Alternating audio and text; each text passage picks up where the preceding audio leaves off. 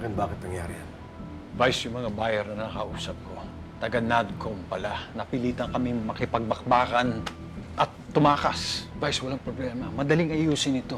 Nabawi namin ang droga. I'll just find another buyer. We'll just find other buyers, di ba? Malaking ahensya ang NADCOM. Huwag na huwag niyong dadawit ang pangalan ko dyan.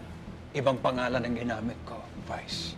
At ni isa dun sa mga hayop na NADCOM na yun, walang nakaligtas, di ba? Hindi. Nakompromisong operasyon mo. Nakompromisong negosyo mo.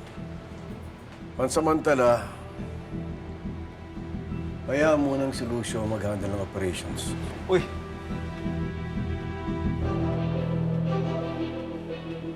Ako bahala! Vice! Ayos yan. Thank you. Vice, you can't be serious. Tiwala ka sa mga kumag na to. This is my business. I run it by myself, Vice. Spinelli,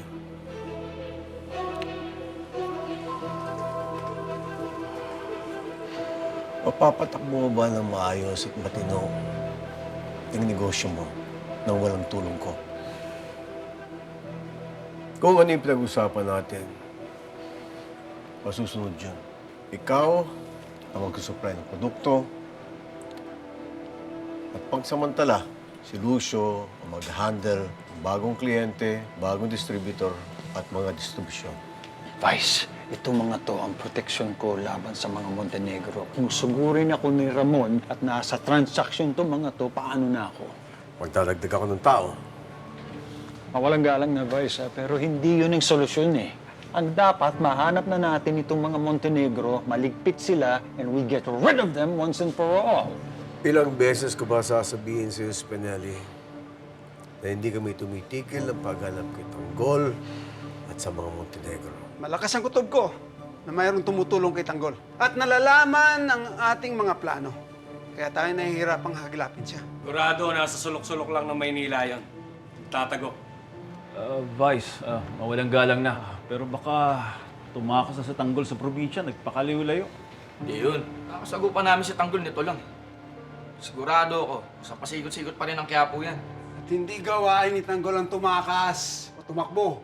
Maghihiganti at maghihiganti yan. Lucio, alam ko marami na akong responsibilidad binigay sa'yo. Pero mo pababayaan ang paghahanap kay Tanggol at sa mga Montenegro. Kung sino man tumutulong sa kanila, pag nagkaroon ka ng pagkakataon, tapusin mo na rin. Malitin bagay, Boss Vice.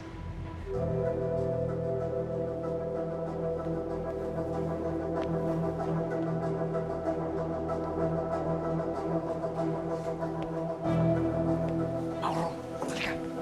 Vice. Vice. Maraming salamat. Dahil ako nang inatasan mong mamuno sa mga transaksyon, maaari ko bang isama itong bata mo, si Mauro, sa mga lakad namin? Si Mauro, inassign ko muna kay Spinelli para ikaw mapag-concentrate ka sa operations. Oo.